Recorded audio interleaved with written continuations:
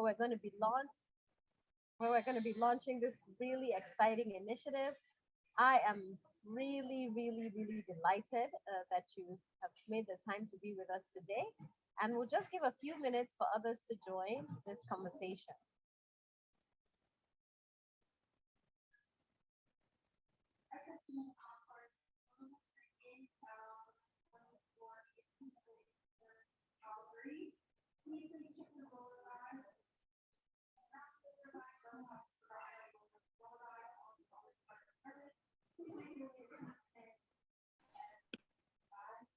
Okay. Welcome everyone to this exciting edition of the session Africa Forward, launch a new initiative. Please mute yourself when you join. We're so excited to have you here with us today. I know we have people joining us from all over the world. This is quite a novel concept, and it's one that this time has come. So welcome, welcome, welcome. My name is Ndidi Okonkwo-Nwuneli. I'm a social entrepreneur and I'm part of the Catalyst Network. I'm actually dialing in from an airport in Seattle, where I was meeting with some funders this week about this key issue, Africa Forward. And I apologize if there's any background noise, but we'll definitely try to have a very lively and engaged session. The whole purpose of Africa Forward is really linked to a demand that we've heard from many of our Catalyst members in Africa, that it's time for change. Bridgepan Group did a fantastic study last year, and one of the statistics was that of the $9 billion raised for Africa over a 5-year period, only 6% went to local organizations. And that when you see many, many initiatives being pioneered in Africa, African organizations are not visible. We are tired of that as a sector, and we have come together to say we want to see change. And Africa Forward is focused on catalyzing that change. And we're tired of talk. We want to see action, and we want to see action within our lifetime.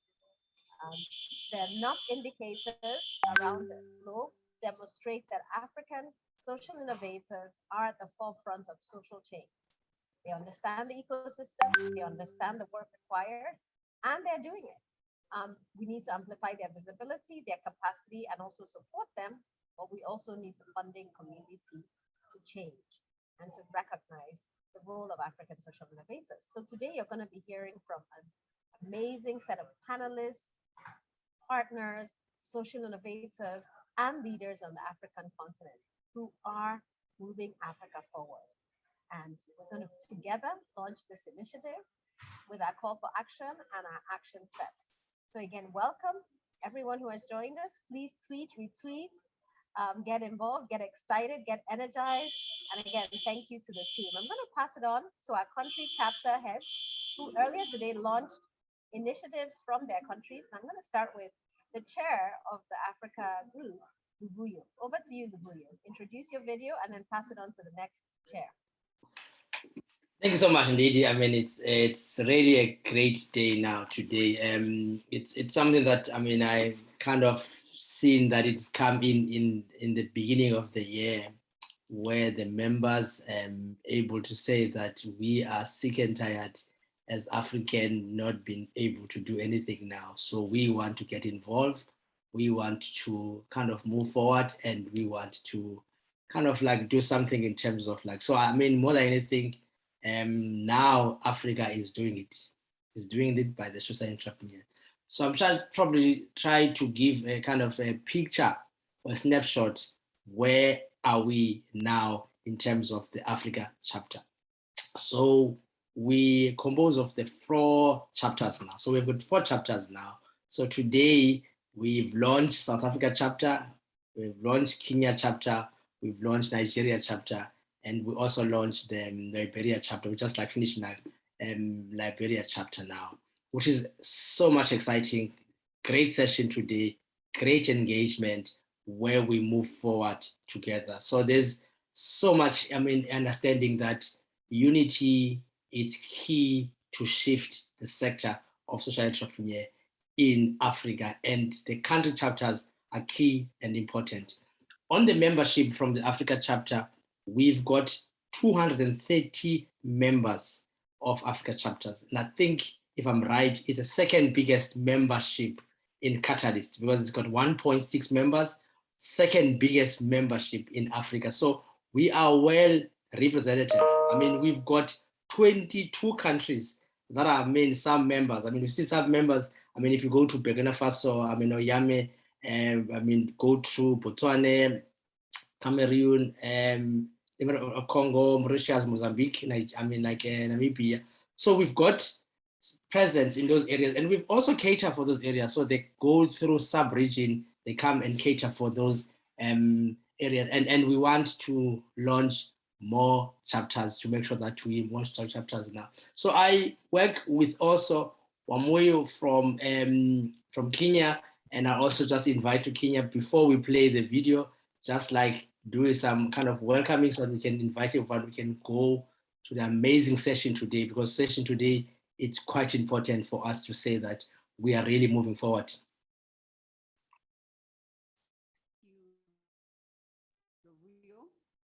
Kenyan members were in celebration today, and they informed me that they joined Catalyst 2030 to accelerate impact through collaboration. We also appreciate that Africa is special in that we are naturally social and enjoy working together and sharing our stories and just enjoying being together. What we need are mechanisms that build on our natural social systems. So today, as we formally launch the Kenya chapter, we agreed that our priority is to bring our members together to solve our biggest collective challenges. We know that being strongly connected will give us a solid foundation for systems change in our communities and the country as a whole. A good example is the work that we are undertaking at Collaborative Value Partners Africa. We are supporting homegrown social solutions as part of our vision, collaborative, innovative solutions to complex social problems. We have a responsibility to find and support those homegrown, innovative solutions among indigenous Africans. By supporting homegrown solutions, we are amplifying the importance of local ownership, where African change makers take action in deciding the overall strategy for accelerating indigenous social solutions through collaboration and co-creation. The envisaged outcome is both innovative and powerful remedies for Africa that will impact relationships and connections, policies and practices, and last but not least, resource flows in Africa. So we are highly excited about Africa Forward because we can see light at the end of the tunnel. Thank you very much. I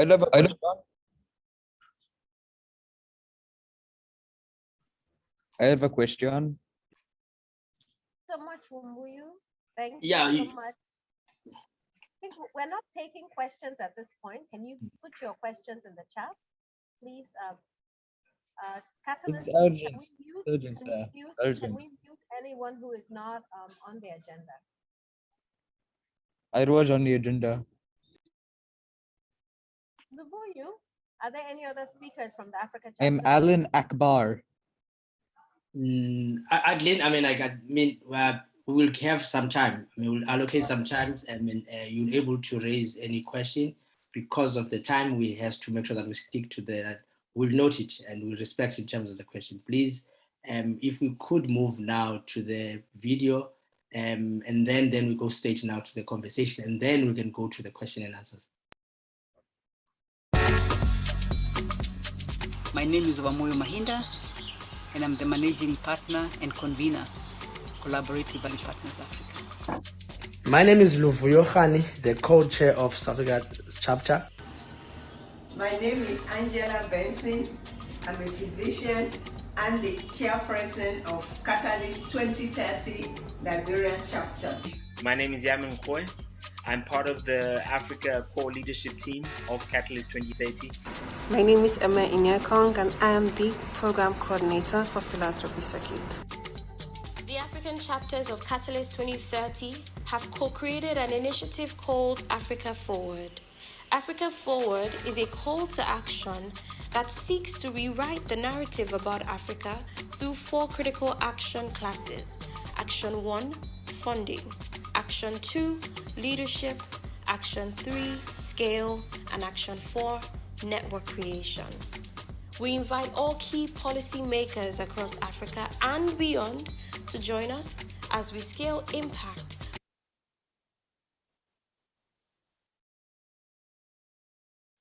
social entrepreneurs across Africa.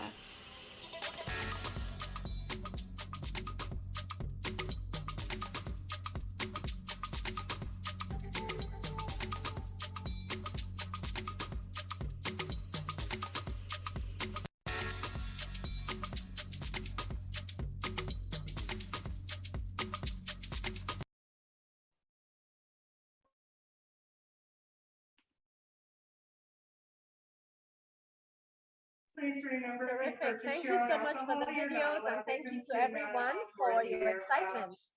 Really, really awesome.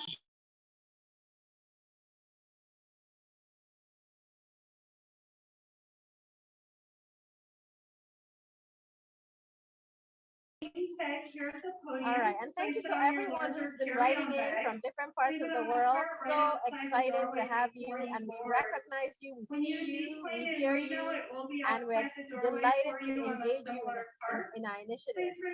I apologize for the background noise. As I mentioned, I'm in the airport. Luvu, you might have to step in if this noise gets too overwhelming.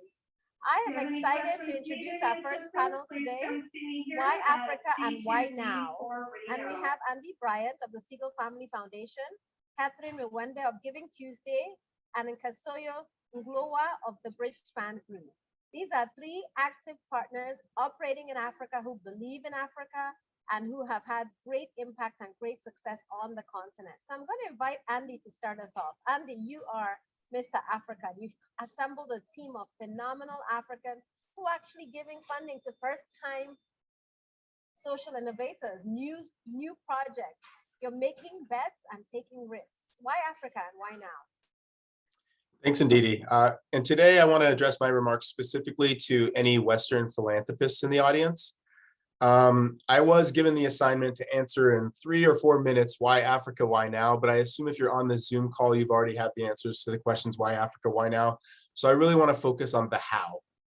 At Siegel Family Foundation, I think we know a little bit about the how of grant making in sub-Saharan Africa. We've put over $100 million into the hands of about 600 grantees over the past decade to make positive change. And we have made a lot of mistakes along the way. And I like to think we've gotten a little bit smarter with each step.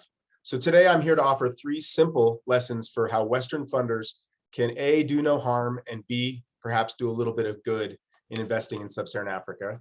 And when I say simple, I mean it. I've got props. My first lesson is less is more. If your organization is anything like ours, or a lot of the organizations looking to solve big and thorny development challenges on the continent, I'm guessing your bandwidth is really, really stretched thin. So why not make life easy for yourself and do less? I'm serious. Put less restrictions on your funding to grantees. I think unrestricted funding is oxygen, and earmarks are death by strangulation. Just hear me out. Try an experiment for a few years with just a subset of your grantees. Remove restrictions and earmarks and see how it goes. I think less is more. Ask for less information from your grantees. Try this.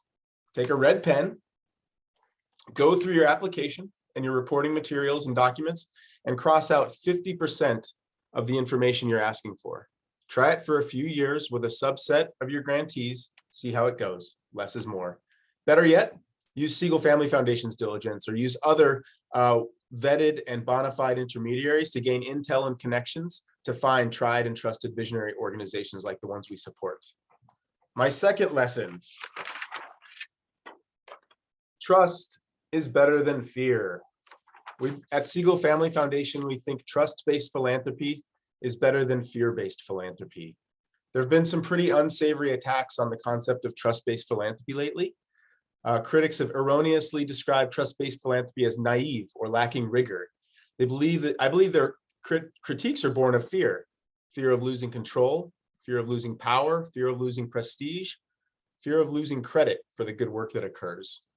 Their counter to building relationships is to build log frames and onerous reporting, and much of which of this shields them from the hard work of getting to know their partners' challenges, and most importantly, their partners' solutions. But I would encourage all of the philanthropists on this call to consider the best relationships and the best partnerships you hold in your own personal and professional lives. I would imagine the best ones are born of trust. Not trust naively or blindly given, but trust built on time, mutual struggle, and delivering on promises to one another.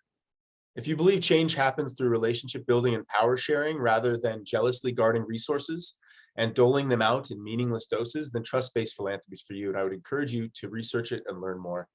Finally, my third lesson, very simple.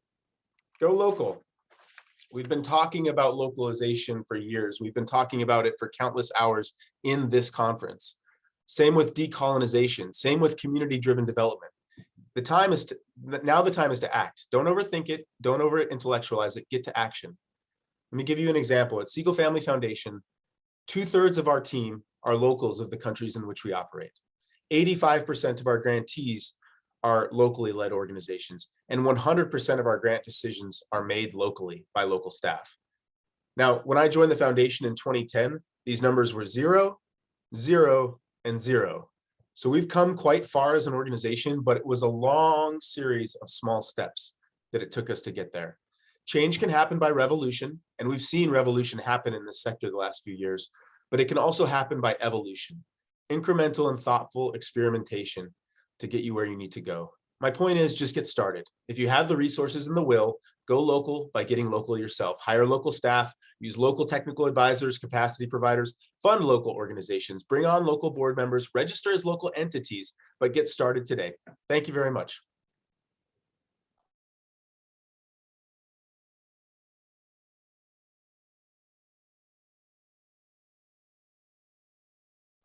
Should I hand the microphone to Catherine?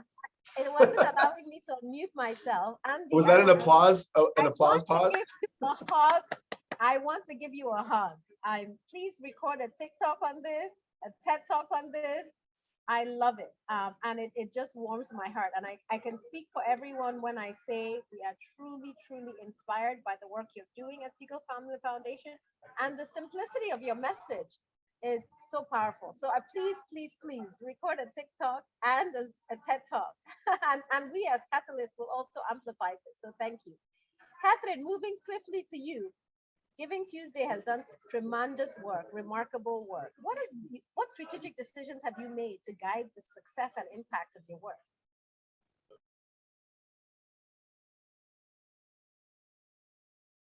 So please unmute Catherine. Thank you. Yeah. Awesome and super delighted to be here, really. So for those who don't know, Giving Tuesday is a movement that seeks to encourage the spirit of philanthropy, spirit of generosity and solidarity around the world. It started as a simple idea in 2012, but has grown tremendously in different countries around the world. And what really builds this movement is the leadership model. We work with core leaders in over 80 countries who are connected to hundreds of organizations, from faith-based organizations to NGOs, to social enterprise networks, to giving circles, who are very proximate to their own communities. And what they seek to do is encourage local giving in that context.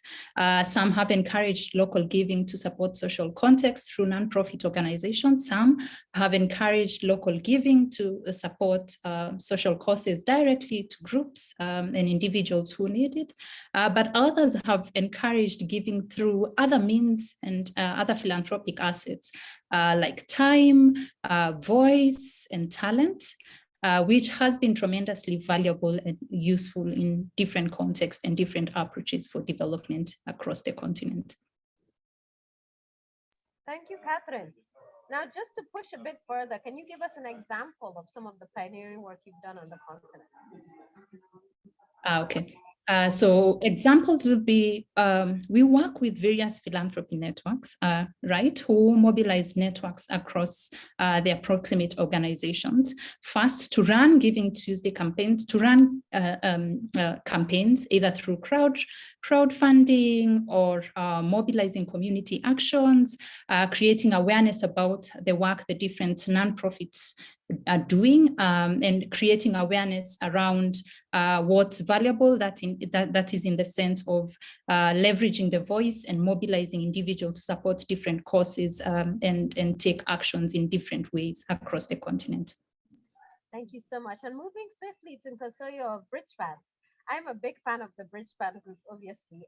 Your research, your pioneering work in actually raising awareness about the challenges in this sector. But tell us a bit more about your work in Africa and why you have invested in Africa. Great, thank you. So I think we're just in Africa in particular, there's a lot of shifting momentum around our importance and growth in the world. And there's a growing recognition that this actually has to be Africa-led. We are past the period where there's someone somewhere else who's leading the journey for the African continent. And as part of Bridgespan, which is a strategy consulting firm that services the social sector network, Bridgespan made a choice to say, if we really want to make a meaningful impact in these areas, we need to be there, which is what basically informed our move to set up an office in the South Africa. So I'm a partner in that particular office, and really driving change through our work. Now, our work is really focused on finding ways to break the cycles of poverty. We do advisory work where we support some of the funders in making smarter, better choices in order to deploy their capital more effectively across the continent. On the same side, we also support the NGOs. How do we create stronger civil network of organizations that can really make the change, right? With the realization that this change needs to be locally led, needs to be driven. There's a big need. And there's pools of capital globally that sit not being used in the most effective way to drive change. And Bridgespan wants to play a role in advancing that. So, and just lastly, the need to be more proximate in all of the issue areas that we deal with, that cannot be handed over to anyone else. That is ours, and we need to drive that. And we play a meaningful role in supporting that, even through our advisory work and knowledge work of elevating insights in the sector. Many people see it as a dark hole. No one knows the data. And that's why we invest as much as we do in our knowledge work to elevate some of the insights in the data within the sector. Thank you so much. And thank you to you and your team for the pioneering data. We as a sector have to amplify that data, but also ensure that that data leads to positive and rapid change in the sector. And partnering with stakeholders like Andy, with Catherine, with colleagues across the divide. I think we can build bridges between Africa and the rest of the world, but we can also change this narrative and prove that African social innovators are deserving, have great results on the ground, and that really it's time for a change in the flow of funds and in who drives revolution and the transformation on the ground. So please join me, everyone, in giving a round of applause to this fantastic panel. Short and sharp, but really, really powerful, insightful words. And beyond your words, excellent work. I know it's not easy, but you guys are pioneers, and we value and appreciate everything you do. And you're getting virtual applause and actual applause from me. Thank you again. And we're going to move swiftly to our next panel. And we have also some phenomenal social innovators on that panel. One is a friend and a role model, Patrick Awar, who is the founder of Ashesi University in Ghana, and also obviously Ashesi Foundation, and James Mwangi of the Dalberg Group. Both of these dynamic men are leaders in the social network and civil society in Africa, and have been pioneers in pushing the narrative. So I'm going to start with you, Patrick. Patrick, you raised funds when many people did not believe it was possible, and you amplified your voice on a global stage when many did not and could not get that access. Tell me just quickly about your story and how you were able to do that, and how you're creating the next set of social innovators through your work.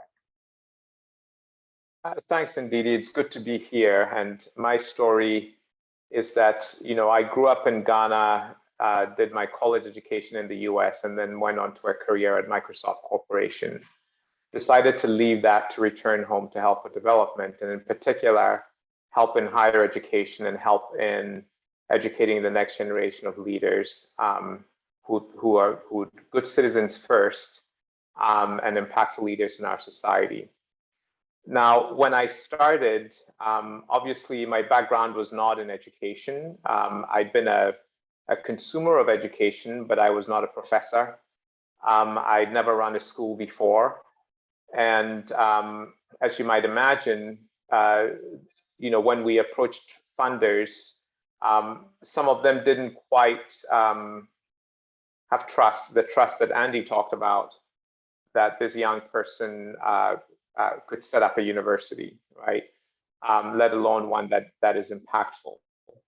But what I did have was I had the trust of my former colleagues from Microsoft Corporation, people who had worked closely with me, who knew what I stood for, what my character is, and who knew that I was really, truly sincere about what I was trying to do. And so I went to them. And that's where we got our initial funding to get started. We didn't have all the funding that we thought we needed for our first strategic plan, but we had a seed that I could start with. And my whole approach to this in fundraising has been that, I understand that, trust is very important. And one of the ways to build trust is to actually deliver a great result. And so with the initial seed funding, really got very heads down on delivering the kind of results that we had promised. And we had promised to educate people who were critical thinkers, who were innovative, who were deeply ethical, which is all a tall order. But the way we approached it was, also have trust in the people who work here and have trust in our students, that they can accomplish a lot, and give them the challenge to do that. And so that's how we started. The other thing that I think has been very useful for Ashesi is that we started with a sort of a business operating model where we would have a combination of students whose families paid tuition, and families whose students we supported with philanthropy. And I think that model of philanthropic funds, as well as earned income from tuition paying students, has been very helpful to Ashesi University because it has kept us sustainable, and we've been able to deliver a very high quality of education here in Ghana. Today, about half of our students pay the full fees, 28% pay absolutely nothing at all, 22% get partial scholarships. And I think that model of earned income on the African continent from families who can and are willing to pay was also important. So that's my story in a nutshell. I'll yield the floor now to others and look forward to answering questions at the end of this session. Thanks, Patrick. Just to push on this, so you have showed that it's possible to raise funds in this environment, and you've built capacity. You have a fantastic team.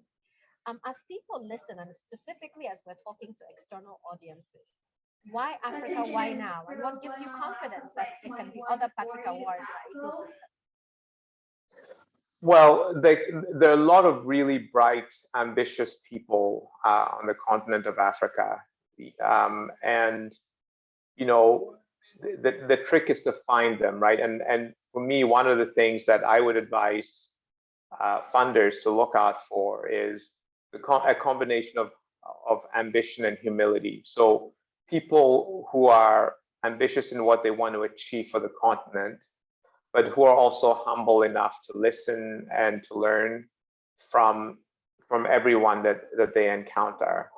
And then for social entrepreneurs, my words of advice, I made some mistakes too at first. And I think one of the biggest mistakes I made was that when I would talk with a potential funder and they said no, I would leave that meeting feeling really awful and also somewhat doubting, if I can't find donors, then maybe this is not a good idea. And I needed to set that up aside, those negative thoughts aside, and really sort of, we were very introspective with my team to say, look, is our cause a just one? And if it is, then we must persist. And we decided our cause was a just one, a necessary one. And so we decided to persist. But the other thing that I think was really very helpful to me was recognizing that some funders would say no to me, but were saying yes to other projects on the continent or in the United States or wherever, right? And feeling a sense of gratitude that this person is here funding something and making a difference in the world was a really important thing for me. It was like just for my own soul in a way, to not even when the answer is no to my project, recognizing that the answer is yes to other projects, and be genuinely happy about that fact, and then move on and keep working. So, but it's really important to have grit, to persist. And it's really important to really have a sense of gratitude in the work that we're all doing together in the world. I love that, Patrick. Persevere, persevere, persist, persist. And if I can add from my own experiences, that oftentimes those funders who say no today might say yes 10 years from now. Exactly. Good work. You continue to send them your e-newsletter. I get the Asjasi e-newsletter every month. I'm sure you get the Leap Africa e-newsletter. And showing the progress that we are making in the ecosystem builds confidence. It also introduces new partners. And over time, people who even may not have been funding education now fund education, and they remember Patrick. So that's really critical. Thank you. Thank you for that encouragement to the social entrepreneurs on the line and for your leadership. I'm going to now ask Luvuyo to come in. Luvuyo, you have been a social entrepreneur in the trenches as well. Can you just share some of your experiences? Patrick said persevere, but how have you built that trust with the international community and local philanthropists, as well as in your own community, fostered collaboration and joint action to encourage impact and ensure impact in the local ecosystem?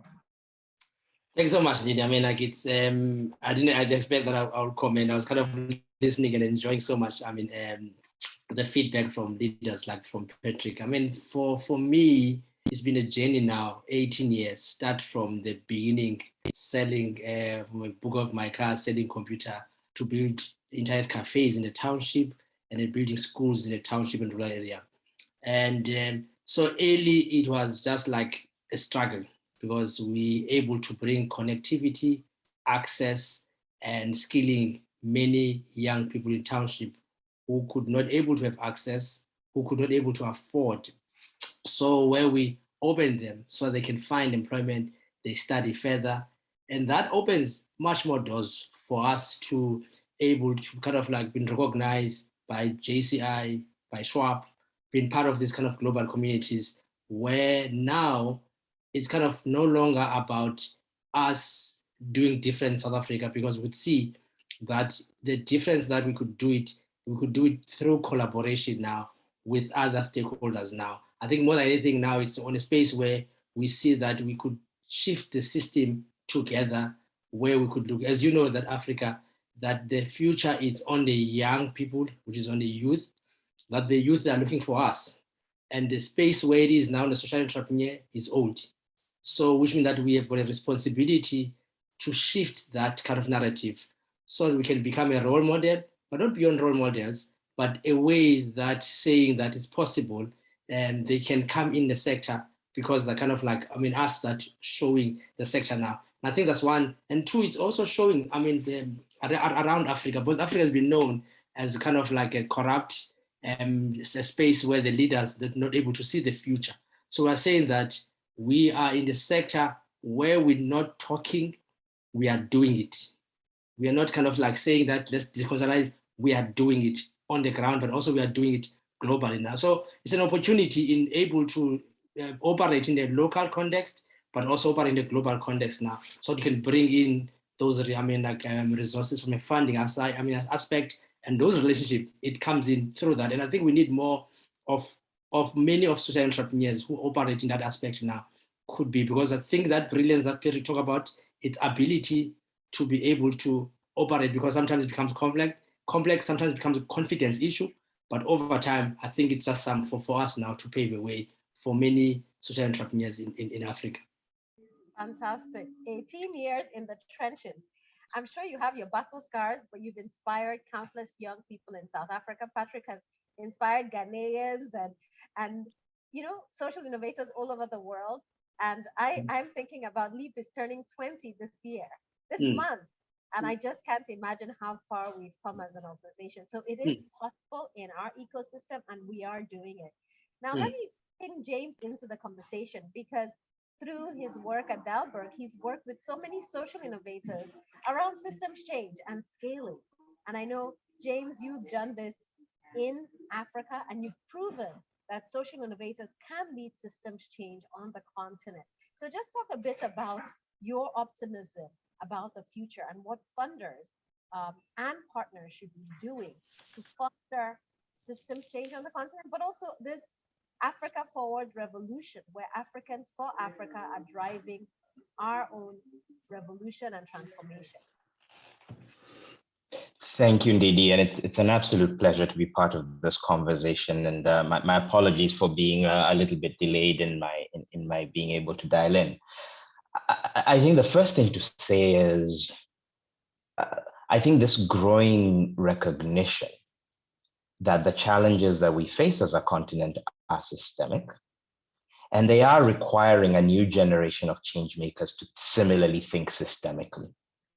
It's not enough to just tackle a symptom of a problem. We have to ask, why is it that we are not able to unlock the massive potential of the world's youngest continent? And that is often about the way we have organized ourselves. And looking across the continent, you're seeing a range of organizations that are increasingly recognizing that, and recognizing that it's not about narrow labels of sector or either which sector, public, private, third sector, etc., that you belong to, or even which part of the economy or which issue you're targeting. It's really understanding how these things are interlinked with each other. And in particular, recognizing that even where, just as much as there are structural relationships between all of the issues that we are working on, there are also interpersonal relationships. In many cases, the decision makers and the voices, whether they be community leaders, public sector officials, business people, etc., are the same ones touching different things. And so where you do see organizations or actors start to connect those dots and say that, we're not thinking about things in a very transactional way, which a lot of development work, a lot of social impact work on the continent has tended to be a bit transactional, in part because a lot of it was done outside in. When you're truly grounded in a community, then suddenly you're saying, it's not just about delivering my health outcome, or just about delivering my education outcome or my jobs outcome. It's about within this community, how am I connecting the dots that allow each of these problems or each of these challenges to be resolved in some sort of positive feedback loop, and for one to build upon the other, and so on. The challenge there, the good news is that when this works, it allows you to move away from thinking about Africa as just a place with a long list of problems. It's just a system that needs to be brought, and Africa as a whole is not even the right, any one community can be reduced to a list of its problems. But actually, if you can look at it as a system, you can talk about how you nudge it into harmony. And for a social entrepreneur, the challenge then becomes that, on the one hand, you want to keep track of specific things you've accomplished and tell that story. On the other hand, you have to keep in mind this idea that the real measure of success is bringing a system into better alignment, is getting others to do better at what they're trying to do, is in some ways letting go a little bit of that great that great golden reward of attribution. We talk a lot about attribution when we're talking to funders and so on. And yet when you're engaged in deep systems change, attribution gets hard because some of the things that you're accomplishing indirectly. And so how do you remain accountable? How do you remain focused? But then how do you also accomplish what really needs to be done, which is not just delivering your specific outputs, but actually getting others to succeed at the work that they themselves are doing. And that's about collaboration. It's about engaging with funders in a different way, which is not just about waving your hands and saying, oh, I'm doing systems change, don't ask me too many questions. It's about actually saying, here is how I'm deeply thinking about the linkages between what I'm doing and what else is going on here. Here's how I'm recognizing that the thing I care most about may not entirely be within my power to control. But at the same time, if I try and address only what I can control, I'll accomplish something. I won't accomplish the thing I cared about. So it's a difficult place. It's an uncomfortable space, and I want to own that, because a lot of people in these conversations, you can very quickly say, "Yay, we're moving the needle. We're working together. We're doing systems change." It's a place of uncertainty and unclarity in many cases. It's requiring us to engage with our funders and our partners in a different way. And first and foremost, it demands that we hold ourselves to account in a very different way, because it's very easy to hide behind systems change and just not be effective. And that discomfort is something we should all recognize and figure out what are the mechanisms we're building to hold ourselves and each other to account to our communities as well as to our other partners. So that's the message. It's a complicated message, but I think it's a message of the moment we're in, which is one of recognizing that unless we can do this, unless we can actually go after the systems issues, we're going to spend another 50 years addressing the symptoms of the challenges facing our communities on the continent and not really digging into the root causes and unleashing the potential of the continent to solve its own problems. I love it, James. So many important messages there. One around homegrown, inside out versus outside in solutions, collaboration, learning, so much. Thank you. Patrick, do you have a comment on what James has said around systems change as we round up the panel? I completely agree with what James has said. And I think that another way to look at it is, the question is not for organizations, should you be solving your problems or should you be solving, but it's rather a question of should we be solving the problem, right? So where the problem is something bigger than what your organization alone can do. And it's really important, if we really want to move the needle, that we really need to be able to get to a place where we're not only looking at the problems within our own organizations or the problems that we can control directly, but have the courage to engage with others more broadly on the larger issues. So I loved everything James said. I love both of you, clearly. Leaders for a time such as this. Thank you for your pioneering work. Thank you for your vision and your call to action today. Collaborate. Let's do systems change together. Let's tackle the difficult problems together. I love a quote that says, my favorite African quote says, if you want to go fast, go alone. If you want to go far with others. But I've shifted it because we must go fast and far together. And I say that we have to leave our egos and logos at the door and work with integrity and agility, right? Partnering to push the system change and solving those hard problems. So thank you for reminding us all of that today. Thank you, James. Thank you, Patrick. Please join me in giving them a virtual round of applause, and please continue to do the good work you do in our ecosystem. Now we're getting to the point we've all been waiting for, where we're actually going to launch Africa Forward.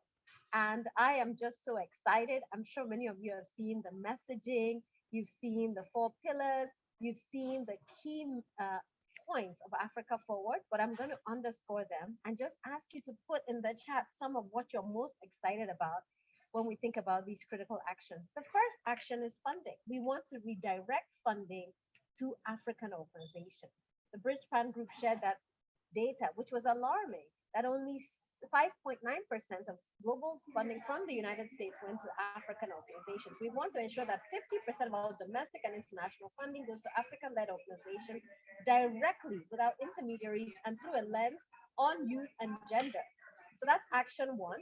Action two is leadership. We want to restructure the approach to an African narrative of leadership to wholly be represented by Africans, avoiding the semblance of token African representation on boards of organizations that directly affect Africans. This is so key.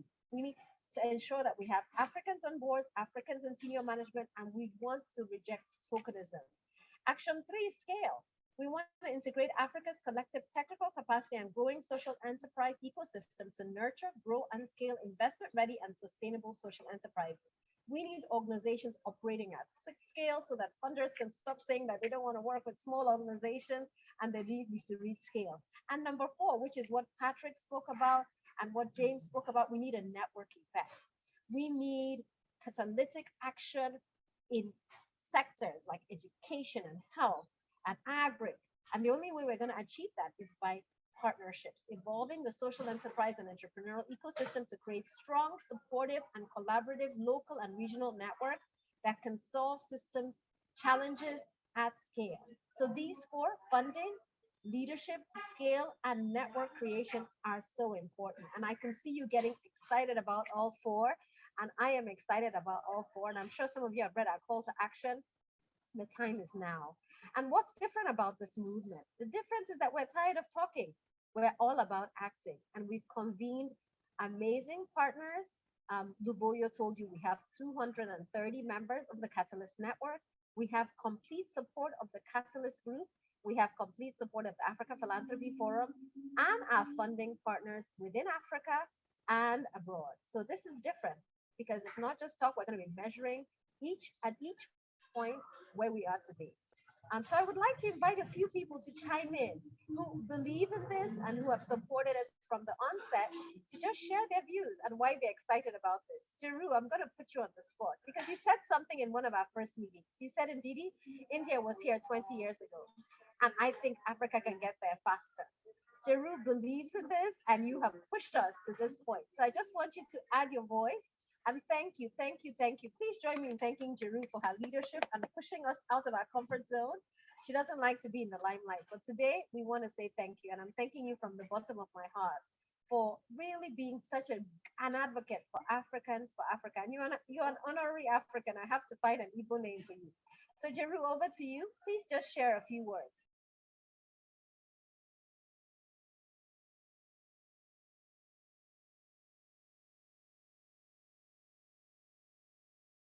Please unmute Jeru because she's not able to speak. Yeah. Hi, I just want to, I'm so excited. I love the way the African community has come together.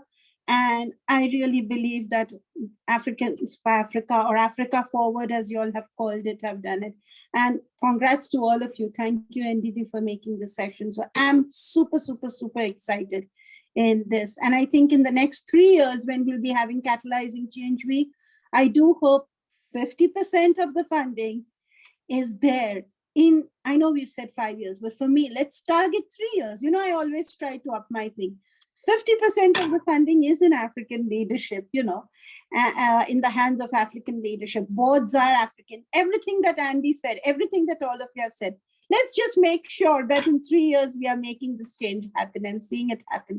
And Patrick, I know you're going to mobilize all the education system around to also make that, and all of you. I think together everyone has been so inspiring. It's amazing. Thanks, Ndidi, for doing this from the airport, I know. Thank you. Thank you. I'm going to call on a few other friends I see here. Someone like Janet Butler, who's been trying to raise funding for all the good work in Ghana for so many years. Janet, what's your view on this? Are you excited? Are you energized? I'm also seeing Nike from Nigeria, who's based in London, who's been raising funds and trying to build capacity in the education sector. I would like to hear a few of you chime in, put your comments in the chat or speak up. Dedo, I love what you do through Siegel Family Foundation on the continent. What do you think of these 4 actions? Do you want to chime in? I'm going to call on a few people, just looking through who's here. We have such a great group. Who's ready to chime in?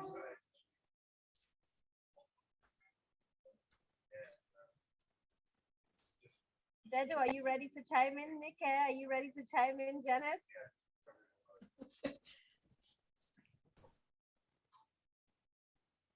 Or anyone, you can raise your hand. Janet says, I'm excited about these 4 actions. We need to be about FUBI, for us, by us, when it comes to development and success. Thank you so much.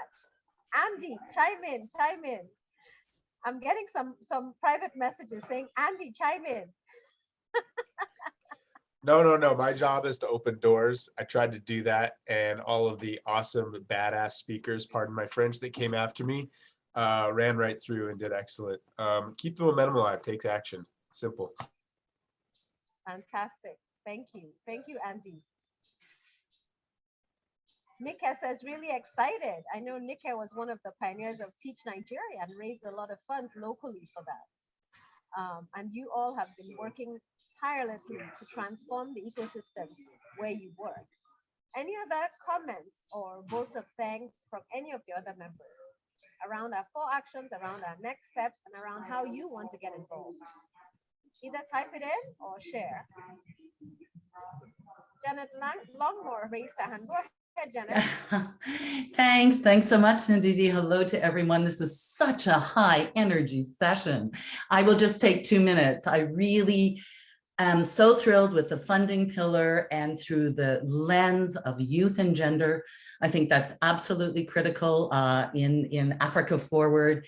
At DOT, from 20 years ago, we started with a model of ensuring that our teams were African-led. And what we've learned from this over the course of 20 years has been phenomenal. So keeping youth front and center, and the co-design effort as well. We heard that over and over and over again, but with young women and front and center doing a lot of co-design work. I just want to thank all of you for your energy, and I'm just thrilled to be a part of all of this. And what a high energy, tremendous. And again, frank talk from funders. Thank you. Thank you so much. Thank you so much. And the great thing is, right before this session, Africa Philanthropy Forum launched a portal where you can find local organizations to support. And most of the Catalyst members will be on that portal as well, with vetting and support. And so we're going to see a lot more locally driven innovations, but also local partnerships and local funders leading the way. So thank you so much. Thank you, Gloria. A landmark and pivotal moment in its time. Thank you. Kudos all the way. Gloria is a social innovator from Nigeria who is also a phenomenal singer. I'm not going to make her sing us out today. So we're going to be sharing so much. If you've joined this, you're going to get the links to the video. You're going to get the links to the full document, as well as the call to action and the link to the Africa Philanthropy Forum Start Point portal. So please stay tuned. All of that will be shared with you. At this point, I'm just really going to thank all our Africa chapter members and leaders. I know they're here. Ultimately, the work at Catalyst happens at the country level. And we have some phenomenal chapters that have been launched today, and the work will continue. The Nigeria chapter, the Kenyan chapter, the South African chapter. This is where the work goes on. Catherine, do you have any thoughts on our 4 pillars? You came on the screen. Can you share some? Yeah, I think for me, it's just to resound the fact that we are well resourced as a continent. We just need to go back, identify where the opportunities are, and how best we could leverage local resource mobilization, right? Through collaboration and ensuring that we are cognizant of all the different resources that are available to us in terms of time, money, but also in-kind support, our high net worth individuals, private companies.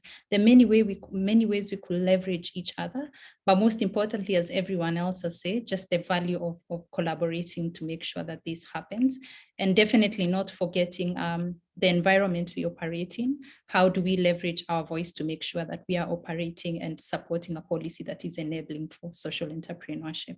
Thanks. Thank you, Catherine. We are well resourced. We have time, we have talent, we have treasure. We have to ensure that it's allocated to the social innovators doing good work. We have to address the systems change in collaboration with each other. And I'm excited because I know with your help, Catherine, and with the work you're doing through mobilizing local resources and also linking with global resources, we'll see more transformation, especially around some of our young social innovators who continue to struggle to access many of this funding. So thank you for the good work you do. So as I round up, I want to just get back to Lubuyo and to some of our chapter leads. I would like to hear from you some practical next steps. Monday morning, what can we expect with these 4 agenda items? What are we going to be doing on the ground to really propel this? Yeah, no. Support you. How can we support you? Yeah, no, thanks so much. I mean, Ndidi, I mean, like you've been amazing. It's been great session, all the speakers, and I mean, there's many ways that to go. I mean, like, but we will, as a Africa chapter, to have monthly engagement now. So from all, I mean, that came in, we will spend time, each and every kind of speakers, even others, to make sure that these 4 critical steps, we really live them. We are not just like launching today and putting now. It's an action. We are moving forward now to make sure that we engage policymakers, partners, funding, youth. We engage all the sectors. It's going to be kind of like a movement around that now. So just a call. If you're not a member, join the membership. This is a movement that you need to join. Be part. Participate. Don't just like come in and be part, because what are you getting is what we're receiving now, being to make sure that in the membership now, even from a country chapters, we need to see much more energy that we are seeing here on this call. We want to see that energy becomes ongoing. In fact, that energy must come to AG of catalysts. Africa's got energy. We need to come in and bring it in and to become that way that comes in now. So it's more everyone that have kind of came in today, they will get the communication, they will get kind of the email to say, I mean, how, but I'm just like, appreciate every individual that have joined us today, every leadership now, our Brian, Susanna, I mean, everyone from Catalyst that been, I mean, behind the scene, working with us to make this. And Jero, I mean, from your leadership, your belief, and I'm smiling now as you are saying that 3 years from now, it's like, I mean, this is kind of the possibility and excitement now. Just to say thank you now. And we play the video if I'm right. I mean, there's a video that we have to play, and just to close the video for us today and say that this is the start of exciting development that's taking place now. Thank you, guys. Thank you so much, Leboyo. Please join the chapter. Please stay engaged. If you're a funder, there's an entry point for you. If you want to join a network to build a capacity, there's an entry point. There's a policy entry point as well. So we need all hands on deck. And we have given ourselves 3 years. So we're going to be reporting back to you on the progress we've made. So we're going to close out now. If there's a video, please play it. Otherwise, I want to thank the Catalyst team, Wando, Bram, Susanna, Jeru, and everyone behind the scenes, and to thank each of our participants for your time today. I know there's so much going on, and the fact that you made the time to join us today, thank you for your insights, thank you for your comments, thank you for your contributions, thank you for your passion. Africa Forward, we are moving forward together, and we will achieve impact together. God bless you all. Thank you. Thank you, everyone. Thank you.